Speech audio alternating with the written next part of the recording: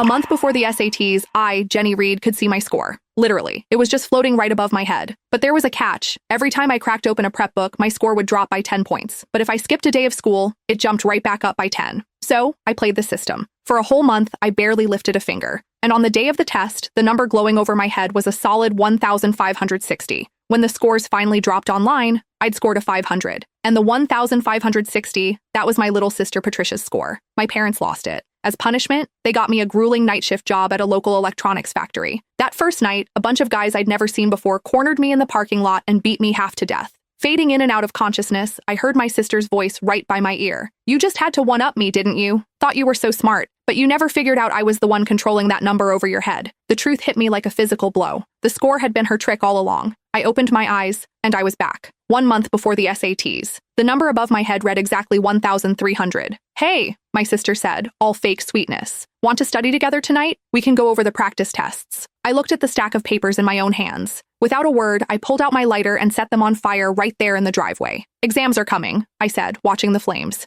"I'm not studying." My score ticked up to 1,310. My sister's face was this perfect mask of disappointment. But the second I turned away, I caught the sly smile she couldn't quite hide. She had no idea. The real performance, the one I'd been rehearsing just for her, was finally about to begin. After blowing off my sister, I headed to my room to crash. But she wasn't done. She cornered me again, this time trying to drag me to a teacher for extra tutoring. "It's not too late to cram," she insisted. I shook her hand off my arm. "Last-minute cramming is pointless. You go if you're so worried. I've got shows to watch." "Jenny, you're naturally smart, but you still shouldn't get careless." The words were a perfect echo from my last life. She was testing me, watching my face for any sign that I still trusted the cursed number floating over my head. I met her gaze dead on and smiled. "Even if I never crack another book, I'll still beat you." She put on a disappointed face, but I saw the triumphant smirk she couldn't quite hide. As she walked away, radiating that smug, misplaced confidence, I almost laughed out loud. "Oh, little sister, this time, the one being careless is you," I thought happily. Back in my room, the score had already ticked up to 1,320. But the second I unzipped my backpack, the number started to fall. By the time I'd reviewed my teacher's notes, it had plummeted to 1,280. I tapped my phone, pulling up the feed from the pinhole camera I'd hidden in her room.